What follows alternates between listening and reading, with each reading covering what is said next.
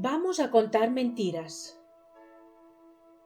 Me desperté de muy buen humor el diurnat del encuentro organizado con las hadas jóvenes que os anuncié en la anterior crónica.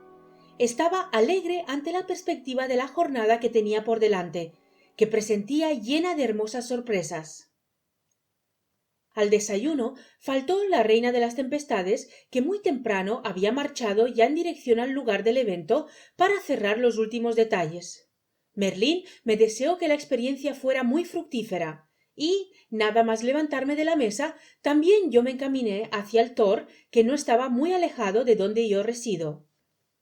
Tras recorrer el laberinto de la diosa, accedí a la edificación entrando por su puerta frontal.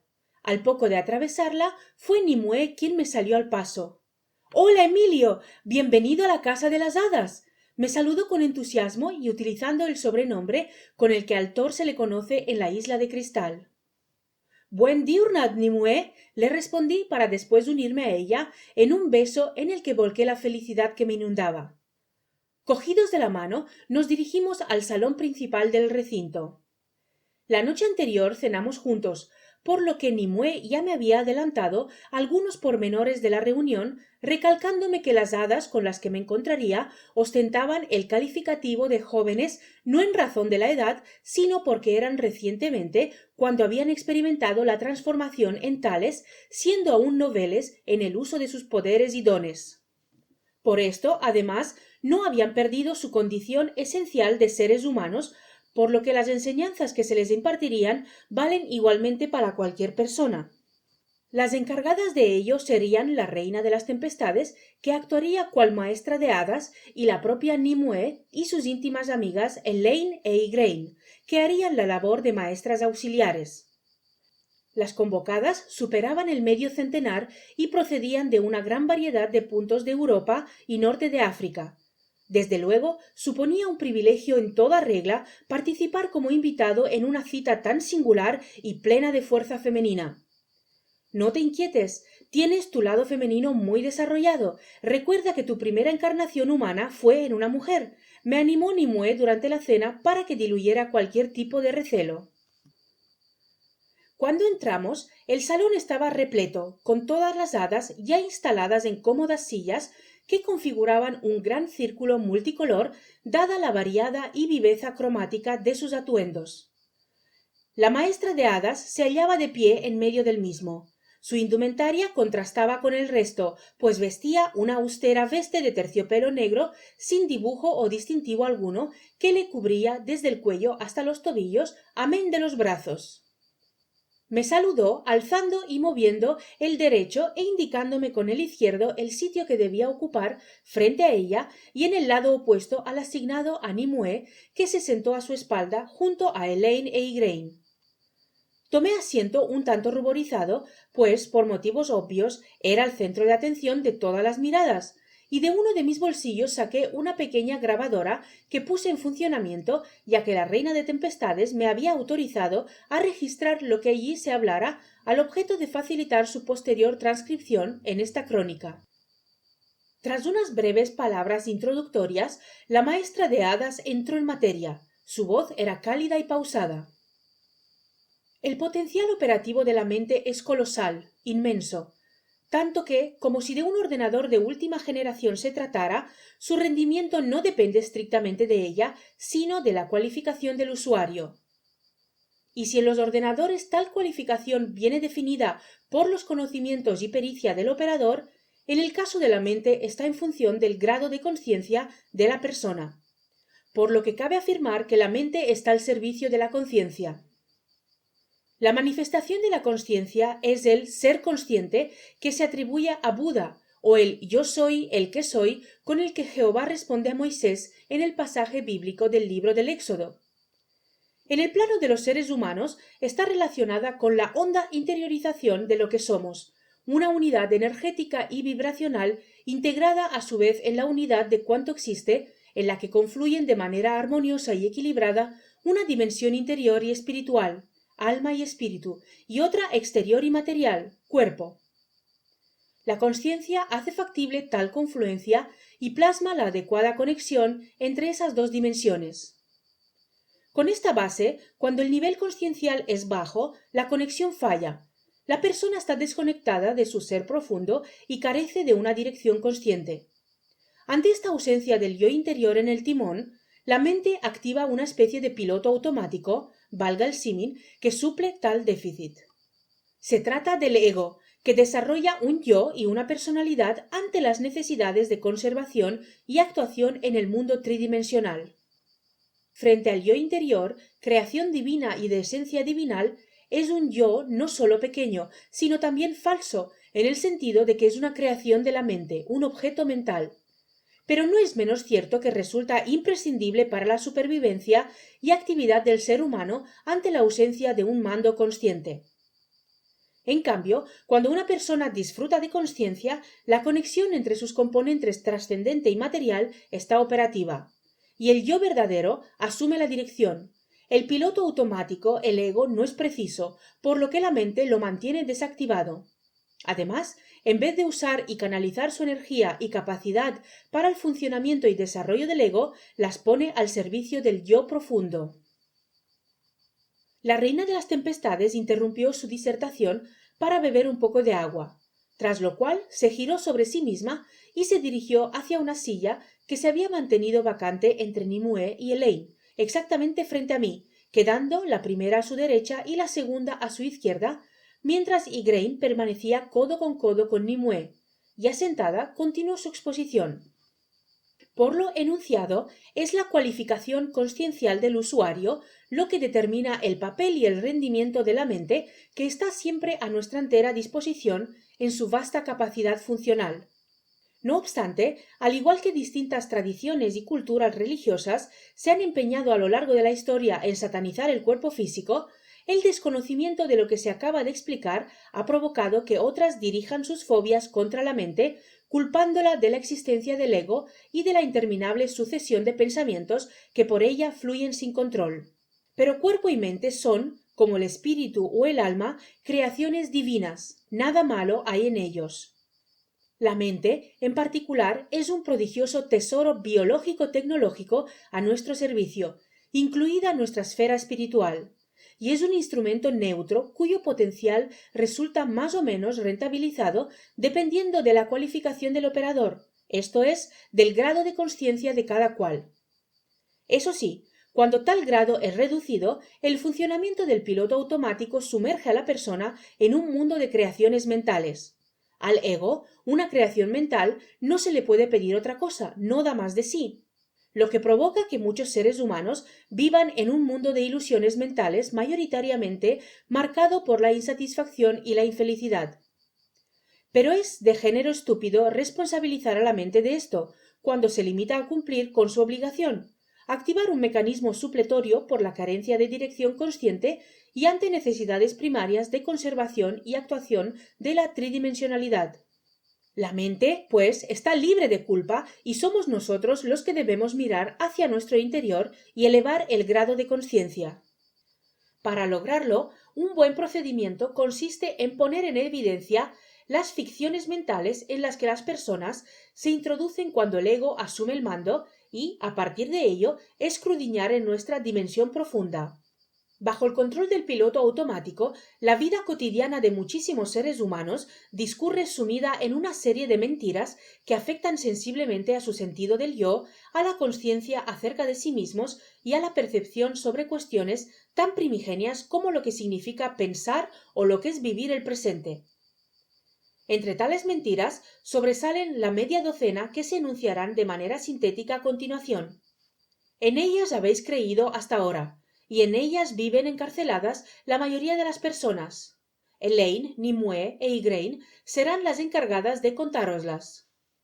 Inmediatamente Elaine se puso en pie y comenzó a hablar. Su pelo largo, liso y negro como sus ojos armonizaban perfectamente con el ceñido vestido de intenso azul turquesa que lucía, dejando al aire sus brazos, buena parte de la espalda y las piernas por debajo de las rodillas.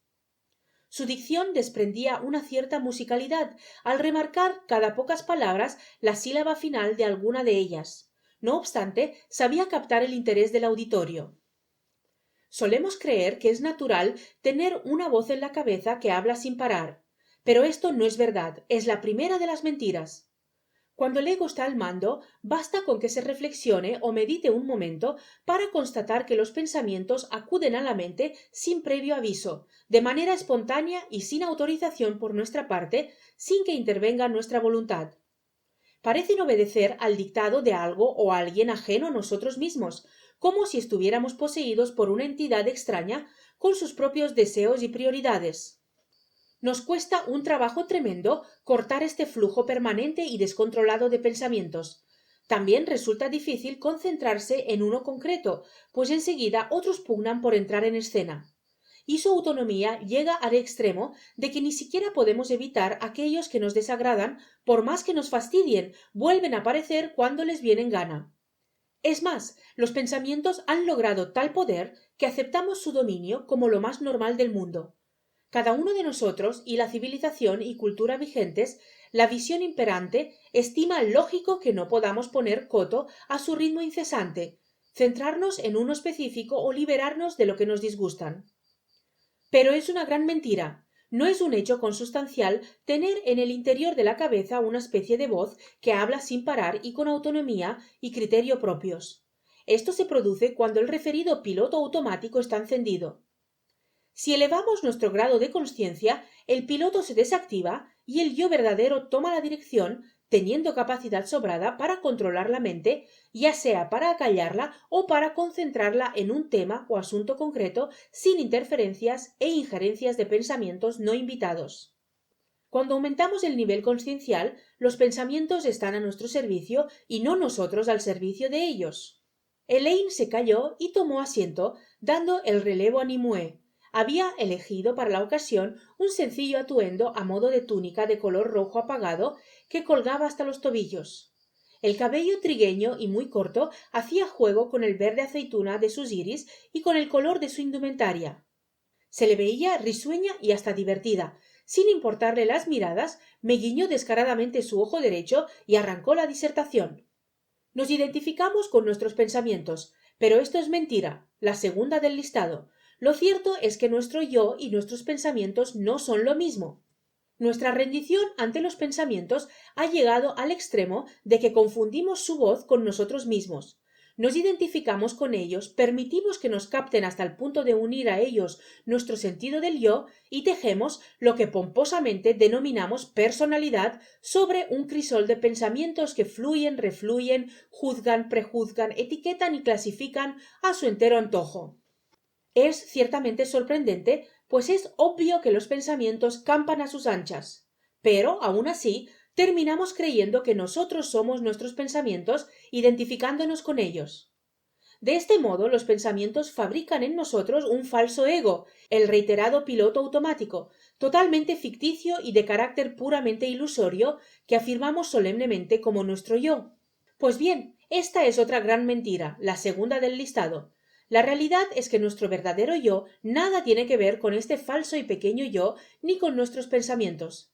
Tenemos un yo profundo absolutamente ajeno a ese ego y a los pensamientos y para el que éstos no son sino instrumentos para la acción en el mundo en el que vivimos. Nimue bajó ligeramente la cabeza como agradeciendo la atención que le habíamos prestado y ocupó su silla. Enseguida Igraine se levantó de la suya. Había sabido encontrar el vestido con el tono anaranjado exacto que encajaba con su cabellera pelirroja y sus ojos azul esmeralda. Destacaba por su altura, pero se movía con coordinación y gracia. Tomó la palabra con voz dulce. No es verdad que exista el pasado. La existencia del pasado es otra mentira, la tercera. Y es que el absurdo no termina en lo resaltado por Elaine y Nimue, sino que es ahí donde empieza. Primero porque no se trata de una voz interior de la cabeza, sino de muchas voces que pugnan y discuten entre sí, pues tenemos muchos pensamientos a menudo contradictorios y enfrentados. Y en segundo lugar, porque los pensamientos están condicionados no por el presente, sino por el pasado, por nuestras experiencias y recuerdos. Esto nos introduce en un espectacular embrollo porque el pasado no existe ni existirá. Creer en la existencia del pasado es la tercera gran mentira, asumida sin rechistar cuando es escaso el grado de conciencia sobre quién se es y lo que es real. El pasado existió cuando fue presente, y las experiencias que en él vivimos las llevamos incorporadas en el ahora. No es necesario recordarlo. La memoria del pasado es algo que surge como forma mental en el momento presente. Además, tal memoria ni siquiera es certera, pues muchos sucesos del pasado los rememoramos desde la interpretación subjetiva de nuestra pequeña historia personal, sufrimientos y goces, éxitos y fracasos.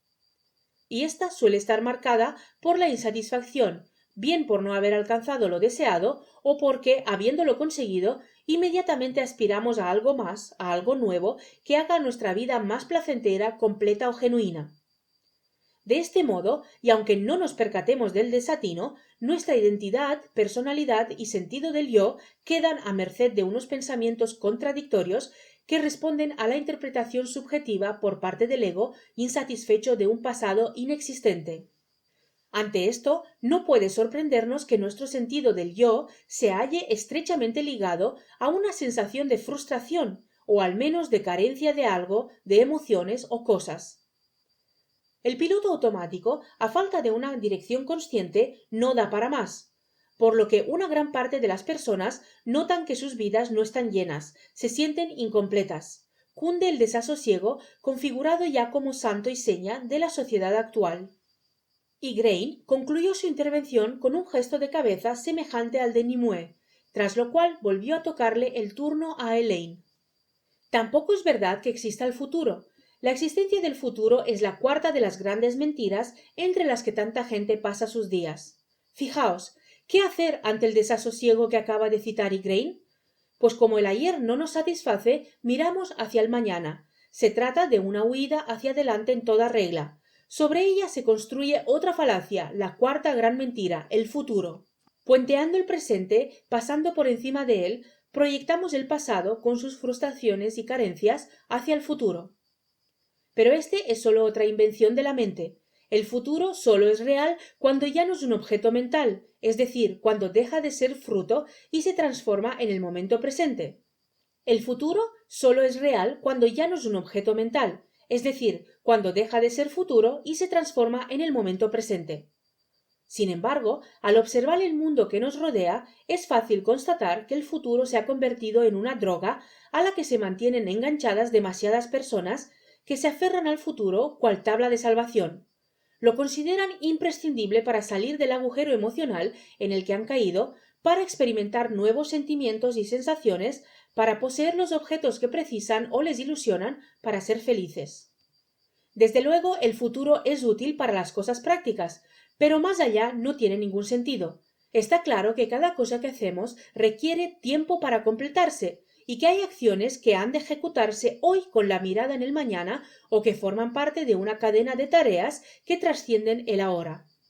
Pero en lo que corresponda hacer en este ahora no son futuro, sino presente. Y en este me debo ocupar de lo que me tengo que ocupar, sean cuales sean sus implicaciones o consecuencias en el tiempo. Son las ocupaciones del momento presente, no las preocupaciones por el mañana.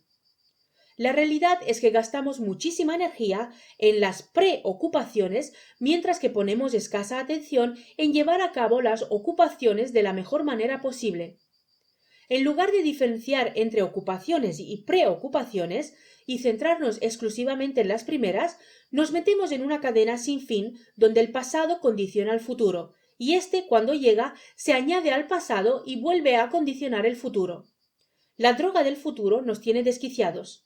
El futuro no existe, excepto en la mente, como un pensamiento.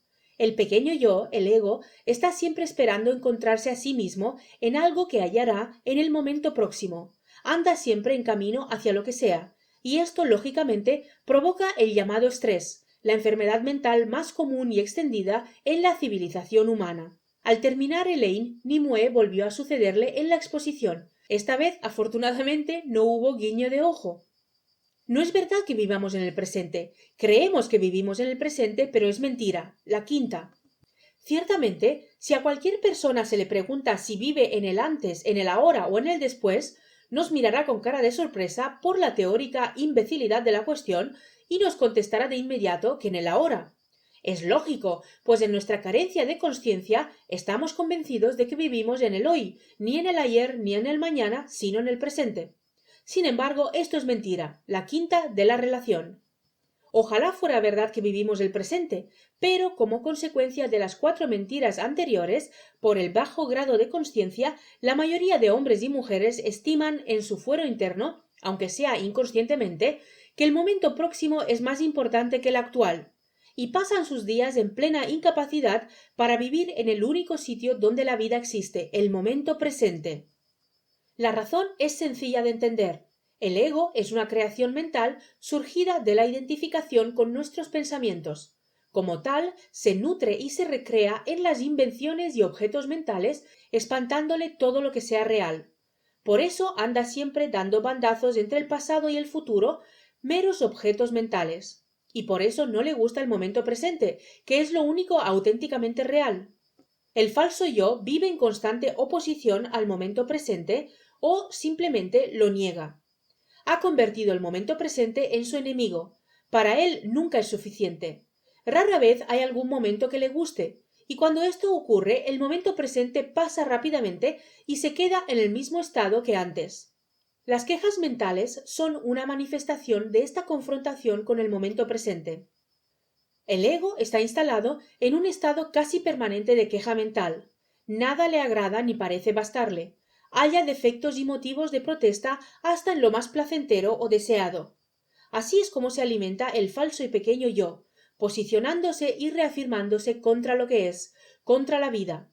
Imponemos juicios y reducimos a las personas a un puñado de etiquetas y conceptos mentales. Y al encarcelar a los otros con los pensamientos, nosotros mismos entramos en la prisión mental. El ego se percibe a sí mismo contra la vida, contra el universo, contra el resto de lo que existe, que, en su labor como piloto automático, contempla cual amenaza. Es una colosal locura que aún se hace mayor debido a que el ego también necesita el mundo que le rodea para cumplir su misión y satisfacer sus aspiraciones. El ego pasa sus días, y los seres humanos con que él se identifican, en el conflicto descomunal y permanente derivado de rechazar el momento presente, lo único real, la vida, y lo agudiza necesitando de un mundo que, a la par, estima una amenaza. Nimue había hablado con mucha elocuencia. Parecía evidente que era la mejor expositora de las tres, y Grain la sustituyó, dispuesta a contarnos la sexta y última de las mentiras. No es verdad que seamos lo que somos. Estamos convencidos y nos parece una obviedad que somos lo que somos, pero esta es otra mentira, y hace de colorario de las 5 precedentes, siendo el máximo exponente de las consecuencias del reducido nivel consciencial. Radica en el hecho de que cada uno está convencido de que vive su vida. No puede ser de otra manera, nos decimos. Nos consideramos conscientes de lo que hacemos, de lo que queremos, de lo que somos, pero tampoco esto es verdad. No tenemos conciencia de nuestro ser real, el verdadero yo, sino del piloto automático con el que nos identificamos, algo que nuestra mente, ante la ausencia de mando consciente, ha tenido que inventar por necesidades de supervivencia y actuación en la tridimensionalidad. Hemos desarrollado una conciencia de los objetos. No somos lo que somos, sino lo que pensamos que somos. Nos vemos a nosotros mismos como objetos mentales. El ego es una creación de la mente, mi pequeño yo, mi pequeña historia, mis emociones, y busca su felicidad en los objetos mentales, sean teorías, creencias, suposiciones, preocupaciones, emociones estimulantes. Sin duda, todas estas cosas tienen su lugar en este mundo, pero no para que nos identifiquemos con ellas, no para que creamos que esos objetos y formas mentales constituyen nuestro ser, el nosotros mismos, pero lo hacemos. Y el resultado final es la frustración, la insatisfacción, la demencia ante la pérdida de la conexión con la genuina dimensión del ser humano, nuestro verdadero yo. ¿Cómo activar tal conexión? Completada por las 3 maestras auxiliares, el listado de mentiras, era la reina de las tempestades quien, sin incorporarse de su silla, tomaba otra vez la palabra. Para conseguirlo, resulta de gran ayuda examinar nuestra dimensión profunda a través de su relación con el único sitio donde la vida realmente existe, el ahora. Para ahondar en ello, nos volveremos a ver mañana, aquí mismo, y a idéntica hora que hoy. Vaya por delante que esa dimensión profunda existe fuera del tiempo, que nada tiene que ver con los pensamientos, conceptos, juicios y definiciones. y que no se identifica ni se llena de objetos materiales, mentales y emocionales. Os pido que lo que queda de Diurnat lo utilicéis para reflexionar en silencio y meditar interiormente sobre lo que Elaine, Nimue e Igraine os han expuesto. Muchas gracias por vuestra atención. Las hadas jóvenes prorrumpieron en un fuerte aplauso, al que yo me uní de inmediato, aunque la maestra de hadas se apresuró a indicarnos con sus gestos que cesáramos en ello. No obstante, la batida colectiva de palmas no era una reacción protocolaria de mero cumplimiento, sino signo de reconocimiento ante el fondo y la forma de las intervenciones, por lo que aún se prolongaron varios Hananlet más. Antes de abandonar la sala, me acerqué a la reina de las tempestades para expresarle mi enhorabuena por la marcha del encuentro, agradeciéndole nuevamente que me hubiera invitado al mismo. Y felicité también a las maestras auxiliares, que, la verdad, habían estado brillantes. Nimue se colgó de mi brazo derecho y me susurró en el oído. Tras el trabajo, el descanso. Con tanto hablar, me ha entrado mucha hambre. Vamos a comer los dos solos a algún sitio tranquilo. Dicho y hecho, nos alejamos del Thor hasta el Diurnat siguiente. Lo que aconteció en él será ya materia de otra crónica. Práctica de la hora. El tiempo pasó con inusitada rapidez. Casi sin darme cuenta, de nuevo me hallaba en el salón del Thor, sentado en la misma silla e inmerso en idéntico contexto multicolor, dispuesto a disfrutar la segunda jornada de aquel muy singular encuentro de hadas jóvenes en el que me había colado gracias a la invitación de mi anfitriona en Avalon, la reina de las tempestades. Fue precisamente ella, al igual que en la sesión anterior, la encargada, con sus palabras, de romper el fuego.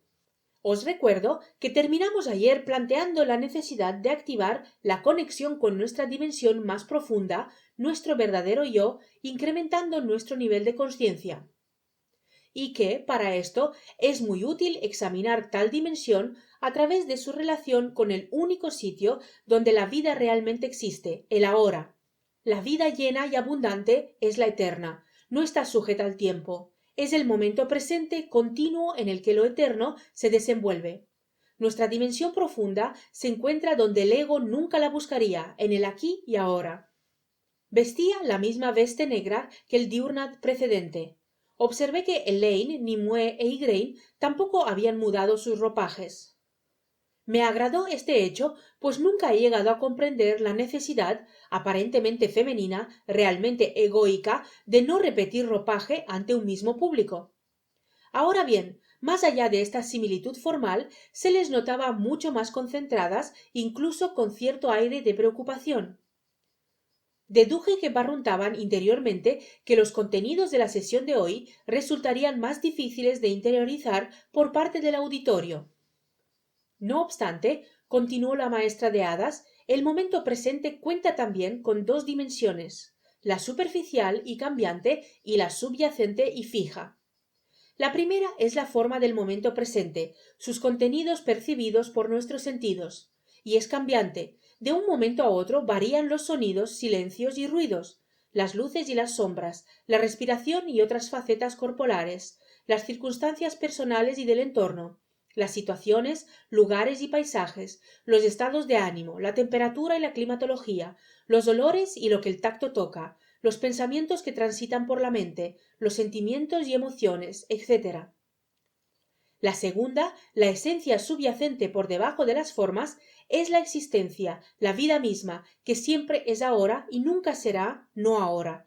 La existencia es ser, y ser es ahora, no cuando fue ni cuando será. No es un pensamiento o un objeto mental, es el ahora, es ser y es lo real. El ego, en su pilotaje automático, transitando entre creaciones mentales, ni sabe en qué consiste la esencia subyacente del momento presente. Sólo reconoce su aspecto superficial, la forma de la hora, que muta permanentemente. Por ello, el pequeño yo cree que es el propio momento presente el que se transforma de momento en momento. Casi ni existe, llega a pensar, dada su volatilidad, oscilando entre el momento que ya ha pasado y el que después vendrá. Pero hay una esfera no superficial del momento presente que escapa a la comprensión del ego. Valga el ejemplo de un río, Verbigracia el muy milenario Danubio, cantado en tantas piezas musicales que fluye desde tiempos remotos por tierras europeas. El falso yo, sentado en su orilla, sólo atiende a las formas y observa el curso de sus aguas, que en un punto concreto varía a cada momento o baja más o menos caudaloso. Es incapaz de entender que el río, por encima de tales cambios, es el río, que el Danubio existe y es con independencia de las formas que adopte, más allá del discurrir de sus aguas, de las modificaciones de su caudal y del transcurrir del tiempo. Elaine se incorporó y comenzó a hablar a la par que la reina de las tempestades tomaba asiento. Era obvio que se mantendría el turno de intervenciones de la primera jornada. Lo mismo ocurre con el ser humano, que, como el momento presente, cuenta con una dimensión superficial, su forma percibida por los sentidos, y otra subyacente. La primera es la persona temporal, cuya fisonomía y circunstancias mutan a cada momento y cuyo fin, al cabo de unas pocas décadas, se halla en el cementerio. Allí serán enterrados o quemados todos sus anhelos, dramas, temores, ambiciones, éxitos y fracasos. Allí quedará su forma reducida a polvo o ceniza. Por el contrario, la esencia subyacente no sabe de variaciones ni de muertes. Es inalterable, es la existencia, es el ser, el verdadero yo, no el falso y pequeño yo, lo único real. Contemplar lo transitorio y efímero del momento presente, sea un río o un ser humano, es una buena manera no sólo de percibir la forma, sino igualmente de percatarse de la esencia subyacente, el ser, el ahora ajeno a las formas y sus modificaciones. Se es en el ahora, en el momento presente. La forma de éste sí se transforma continuamente, pero sólo la forma. Por debajo del cambio hay algo que no tiene forma, y ese algo no es sólo algo cuando pensamos en él y pretendemos llevarlo al mundo del ego. Pero, realmente, carece de forma, no es un objeto mental, es existir, este momento, ahora, ser. La musicalidad de su voz, subrayando de manera cíclica las sílabas últimas de las palabras, era hoy aún más notoria que ayer. Jugó un segundo con un mechón de su abundante y hermosa cabellera negra y continuó la exposición. No se puede ir más allá de este punto con el entendimiento. De hecho, ni hace falta ni es conveniente. Paramos el ajetreo incesante de los pensamientos, nos contemplamos a nosotros mismos y sentimos internamente que ser es existir y existir es ser. Y ya está, ni más ni menos. No necesitamos pensar en que existimos y somos. Se trata sencillamente de tomar conciencia de ser, de existir. La mente está a nuestro servicio, no al revés.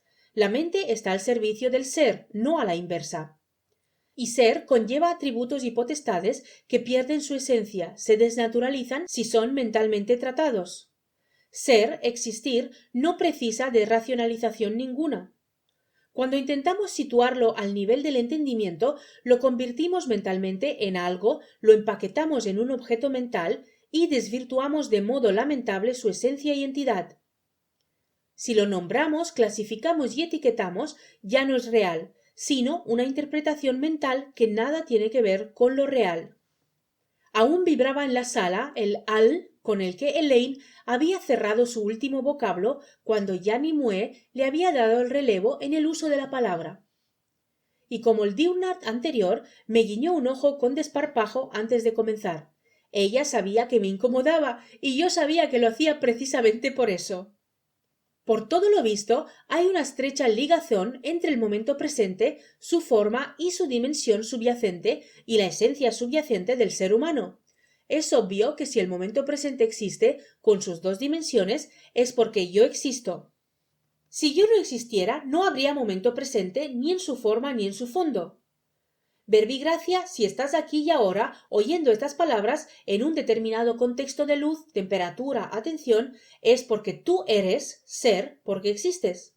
Si no existieras, ser, lo subyacente, no habría este momento en ninguno de sus posibilidades y cambiantes circunstancias, la forma. Y cuando terminemos la exposición y salgamos al exterior, la forma de la hora será distinta a la del momento en el que inició este encuentro o la del momento actual. Sin embargo, algo no habrá cambiado, el hecho de que tú eres y existes. Nimue guardó silencio por unos instantes, logrando que ese existes resonara con fuerza en el interior de todos los oyentes. Me sentía francamente bien, feliz. Parecía que cada nueva palabra pronunciada en aquella estancia fuera una llamada a mi despertar interior. Por tanto, prosiguió Nimue, el momento presente está absorbido en el ser. Es en el ser donde existe la dimensión profunda del momento presente, su esencia subyacente y fija, la existencia, la vida. Y también es en el ser donde existe la dimensión superficial y cambiante de la hora, su forma, sus contenidos. Por ello se puede afirmar que el ser es el espacio en el que emanan las formas del momento presente. Para que exista el momento presente en sus dos dimensiones es imprescindible que yo exista.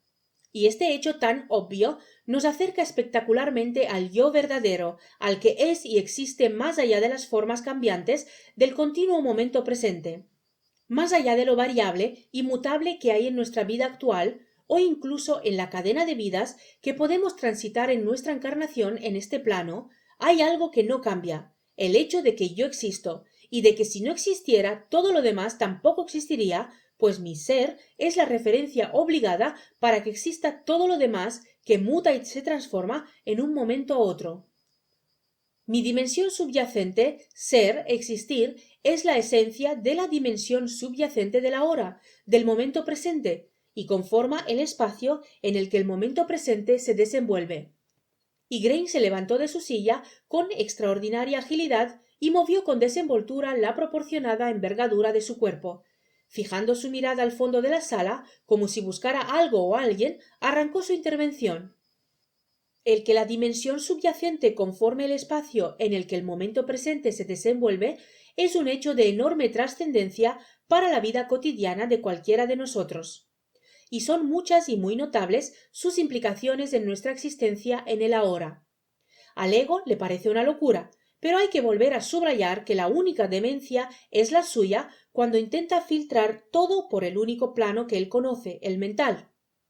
Pero lo real es el ser, el yo verdadero, y su existir explica el momento presente en sus dos dimensiones.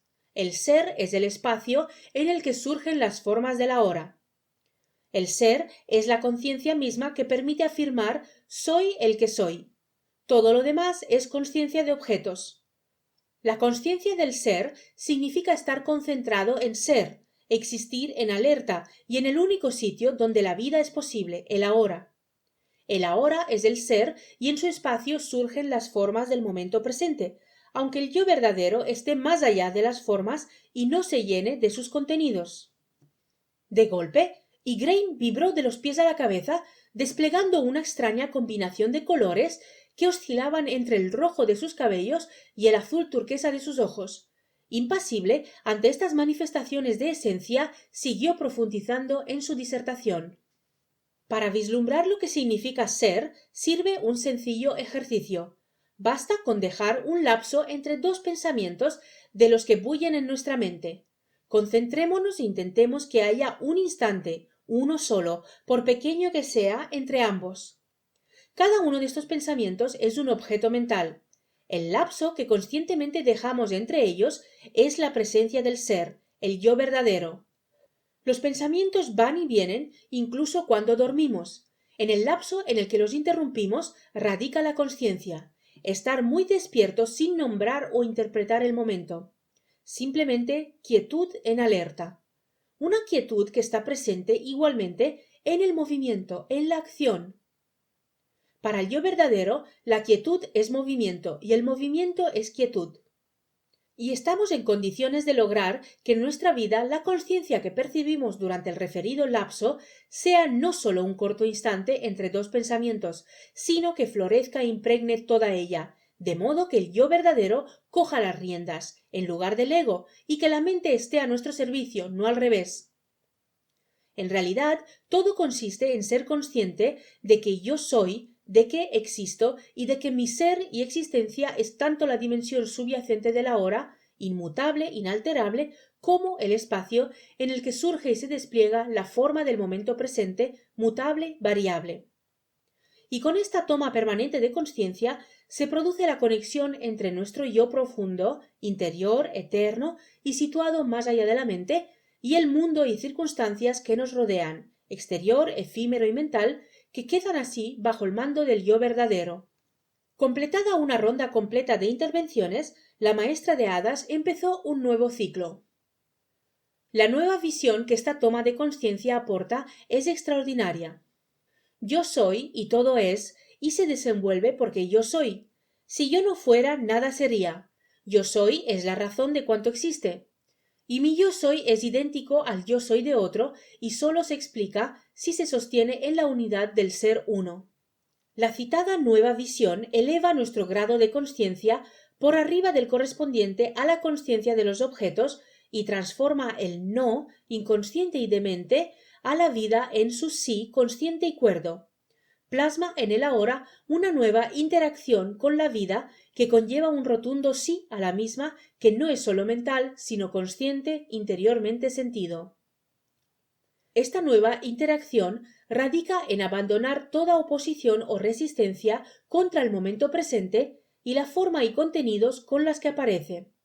La práctica que ello conlleva es fácil de exponer, dejar de nombrar, etiquetar y clasificar todo lo que nos rodea y a nosotros mismos, cesar de interpretar y enjuiciar cada cosa en el mundo de los objetos, cada persona que encontramos, cada situación o acontecimiento, cada acción propia o ajena, cada pensamiento. La reina de las tempestades hacía gala en su semblante de un hondo convencimiento acerca de lo que decía. Oyéndola, entendí el porqué de la paz y la armonía que sentía siempre junto a ella. Se trata de dejar de discutir con lo que es, aseveró como si tal cosa. Es una práctica elemental, es lo que hacen las plantas, los árboles o los animales, y es una práctica espiritual, hace que aflore el ser, el yo profundo. Conseguimos la alineación interior con el momento presente, aceptamos su forma, sus contenidos cualesquiera que sean, de manera abierta y amistosa. No polemizamos con lo que es y que no puede ser de otra manera que como ya es, lo cual no supone ni resignación ni inacción. Al contrario, hace la acción mucho más eficiente, pues se actúa alineado con la vida, no desde la negatividad del ego. Al no poner a otras personas en prisión mental, tampoco me meto en ella yo mismo, y al no juzgar, siento y genero una paz que se convierte en bendición para cada persona que encuentro. Comprobaremos que esta práctica, ejercitada de modo continuo en el presente, proporciona una gran sensación de libertad. No en balde, dejamos de estar atrapados en la pequeña historia del ego. Ya no hay piloto automático, el ser toma el mando. La maestra de hadas parecía haber finiquitado su turno. No obstante, antes de sentarse, lanzó una mirada alrededor de la sala. Comprendí que buscaba captar el efecto energético que sus palabras habían provocado entre las hadas jóvenes allí reunidas. Por los ademanes con los que tomó asiento, estaba muy satisfecha del resultado. Y lo mismo dejaba traslucir la expresión con la que Elaine afrontó su turno. Al ego le parecerá increíble que mediante prácticas tan primarias se pueda expandir la dimensión espiritual del ser humano. Le gustan prácticas espirituales más complicadas, especialmente las que proponen multitud de pasos que se extienden durante Timrau, estaciones del año, o Flaudats, años de ejercitación. Como le aterra el presente y se alimenta de la confrontación con la vida, con el ahora, le encanta la idea de estar largo tiempo practicando cómo llegar al futuro, cómo ser mejor. El pequeño yo se nutre de tiempo y desea tiempo para llegar a donde sea, incluso a Dios. Demasiados buscadores espirituales responden inconscientemente al mismo patrón y en lugar de coger por los cuernos el toro del momento presente y vivir y ser de verdad en él, transitan por un laberinto de lecturas, escuelas, prácticas meditativas y experiencias esperando conseguir la iluminación en un futuro próximo. Pero la conciencia del yo soy y no oponerse a la vida no precisa de tiempo, pues sólo requiere el ahora.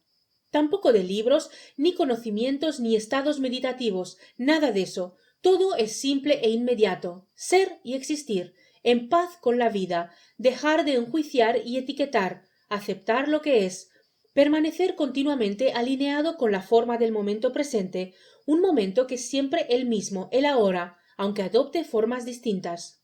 Desaparecen los pensamientos que antes surgían involuntariamente para juzgar y etiquetar cuanto nos rodea y ocurría, incluso a nosotros mismos. Fluye sin obstáculos la dimensión profunda de nuestro ser, abriéndose el espacio interior que permite al momento presente, incluida su forma y contenidos, ser lo que es. Siento íntimamente, no solo mentalmente, el sí a la hora, y percibo lo que no tiene forma, el verdadero yo, el atemporal, el que nada tiene que ver con la pequeña historia personal del falso yo cuando funcionábamos bajo la batuta del ego. Elaine acompañó estas últimas palabras con un exagerado movimiento de brazos y unas estridencias muecas que pretendían parodiar la puesta en escena que tanto gusta a algunos directores de orquesta. Las carcajadas fueron generalizadas. Al verdadero yo lo siento como presencia, es la consciencia pura de ser, un estado que es alerta y a su vez espacio, aseveró solemnemente mientras el ruido de las risas se disipaba. Muchas personas, tras años de prácticas meditativas, no captan tal presencia porque buscan un objeto mental. Pero no es esto ni se le parece, es conciencia, alerta y espacio. Nos percatamos de que somos el espacio para todo lo que sucede, para cada situación, sea de gozo o de dolor. Constatamos que somos el espacio para el mundo exterior y traemos a él nuestra dimensión profunda. La práctica de la hora, tan directa y sencilla, nos ayuda a elevar el grado de conciencia mucho más que 100 libros o técnicas de meditación. Cuando el nivel consciencial aumenta, se establece la conexión entre la dimensión interior y exterior, espiritual y material del ser humano. Y la mente, en su sabiduría, apaga el piloto automático del ego. La toma de conciencia permite que el verdadero yo tome la dirección consciente del ser humano y se transforme en lo que somos, el espacio en donde todo es. Nimue se levantó de su silla con idénticos movimientos de brazos y muecas usados por Elaine poco antes. De nuevo las carcajadas brotaron del auditorio. Cuando se fueron apagando, Nimue inició su intervención elevando poco a poco el tono de voz. La consciencia se relaciona con ser y cuenta con dos esferas inseparablemente unidas: consciencia de lo que se es y consciencia de lo que es. En términos que se acaban de citar, la primera se refleja en estar alerta, sé y siento lo que soy, toma de conciencia de lo que se es. Y la segunda, con el espacio, sé y siento lo que es, sé que soy el espacio en el que surgen las formas de la hora, toma de conciencia de lo que es. Yo soy el que soy sintetiza de modo rotundo la conciencia de ser en su doble perspectiva, conciencia de lo que soy, conciencia de ser, esto es alerta, y conciencia de lo que es, conciencia de lo real, es decir, mi ser como espacio en el que surgen las formas. Como escribió William Shakespeare y puso en boca de Hamlet, ser o no ser, este es el dilema, to be or not to be, that is the question. Hamlet, acto tercero, escena primera. Y ser significa poder afirmar con legitimidad y certeza soy el que soy. Permanecer alerta siendo y sintiendo en el ahora mi ser verdadero, subyacente, eterno, inmutable, y constatar cómo mi ser es la forma del momento presente, lo que explica y en donde se despliegan los contenidos cambiantes de la hora. Nada es, por tanto, ajeno a mí mismo, ni, por supuesto, mi yo verdadero, pues es mi ser, ni tampoco las formas mutables de la hora continuo, pues yo soy el espacio en el que existen y se desenvuelven. Llegado este punto, Nimue se sentó de improviso en el suelo y adoptó con gran naturalidad la postura tradicional de la meditación zazen. En esta pose continuó hablando. Y tomo conciencia de que cada situación cuenta con estas dos dimensiones, que no están confrontadas, sino en armonía, la profunda y multidimensional del ser y la de las formas del mundo tridimensional. Nuestro componente corporal está en el mundo tridimensional y, desde luego, en él hay que actuar y hacer cosas. Y, bajo el mando del yo verdadero, acometo las ocupaciones que correspondan, pero sin perder la conciencia de ser. Por esto, precisamente, la mente no activa el piloto automático, ignora las preocupaciones y sitúa los pensamientos a nuestro servicio. Los que aparezcan en ella serán los útiles y pertinentes para el ejercicio de las ocupaciones. Si surgen otros, ya no tienen importancia porque no pueden hacernos infelices. Podemos seguir usando la mente muy eficazmente cuando la necesitemos, pero con la capacidad de ir más allá del pensamiento. Aún Nimue no había abandonado su postura zazen cuando ya Igraine estaba incorporada de su silla para iniciar su nueva disertación. Intuí que era algo preparado para transmitir una sensación de celeridad que debía caracterizar la fase a la que habíamos llegado. Los conceptos ya no son importantes. Disfrutamos de un saber mucho más profundo que el que se plasma en conceptos mentales. Una sabiduría innata para el ser interior que emana del estado sin pensamiento, en quietud y alerta. Actuamos libres de culpa y sin estrés, sin los apegos e insatisfacciones del ego, y sin resistencia al momento presente. En el fondo sentimos un estado de alerta que es la esencia del ser, y al adquirir esta conexión con el yo verdadero, no utilizo el amor en otra cosa, ni acumular conocimientos, ni meditar, ni experimentar, que no sea amar. En el momento presente, nuestra acción será solo y absolutamente amor incondicional. Un amor que no es de este mundo, porque el mundo tridimensional es forma, y este amor radica en lo que no tiene forma, en nuestra dimensión profunda que proyectamos a las formas del momento presente. Observamos sin enjuiciar que en el mundo exterior cada persona tiene sus ocupaciones, pero que en el interior todos tenemos un mismo y único propósito: traer el cielo a la tierra, vivir en las dos dimensiones y ser una puerta para que la dimensión informe fluya y entre en el mundo de las formas para convertirlo no en algo hostil, sino bondadoso, con amor. Igraine se detuvo unos handles y fijó su vista en mí antes de anudar la exposición. En su mirada contemplé la misma pureza, belleza y paz que inundan toda Avalon. Ya alcancé el conócete a ti mismo, soy consciente de lo que soy, alerta, y de lo que es real, espacio, y siento mi ser profundo, estrecha e inseparablemente ligado a la unidad. Un estremecimiento de quietud y movimiento me recorre enérgicamente cuando me inunda tal conocimiento de mí mismo. Tantas travesías buscándolo por fuera en piloto automático y resulta que lo encuentro en mi interior cuando conscientemente decido tomar el mando de mi vida. Y ahora que lo siento, sé que es un estado más allá de los pensamientos e imposible de captar como objeto mental. Tal es así que esta es la mejor manera de expresar el conocimiento de uno mismo. Uno no puede conocerse a sí mismo porque uno no es uno, sino uno. Indefinible, innombrable, indescriptible e infinito, no admite definición porque ningún pensamiento, ninguno, puede abarcarlo. Y entre ese uno y yo no hay diferencia ni separación alguna. Ahora sí hubo un intervalo, incluso largo, entre la toma de asiento de quien había hablado y la incorporación de la ponente que asumía la responsabilidad, en este caso la reina de las tempestades.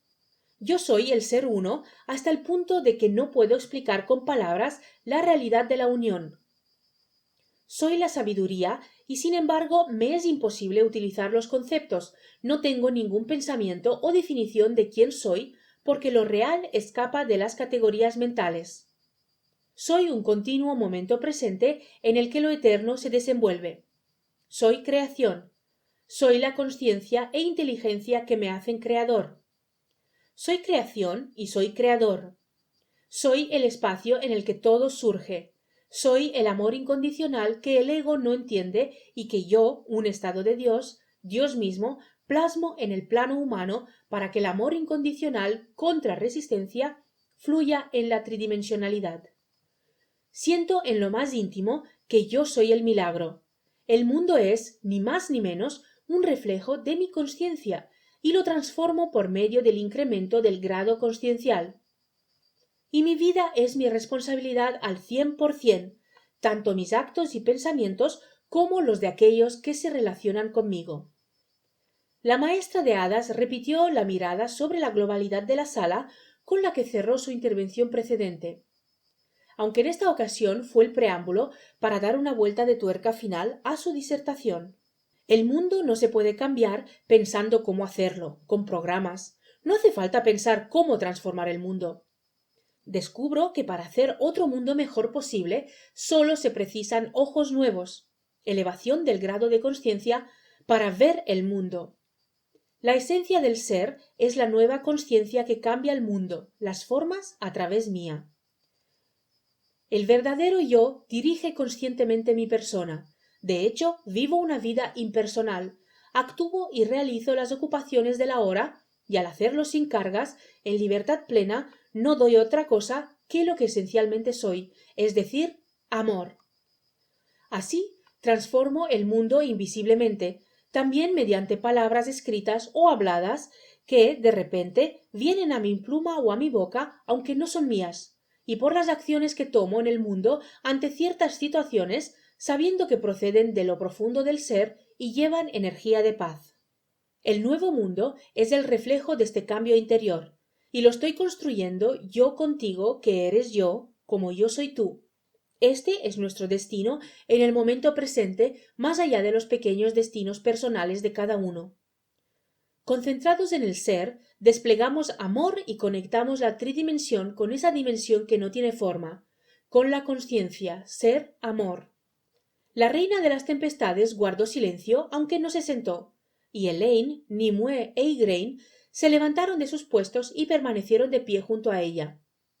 Se cogieron las cuatro de las manos y la maestra de hadas elevó la voz para indicar que esta segunda jornada del encuentro de hadas jóvenes había finalizado, e inmediatamente informó de lo que depararía la tercera.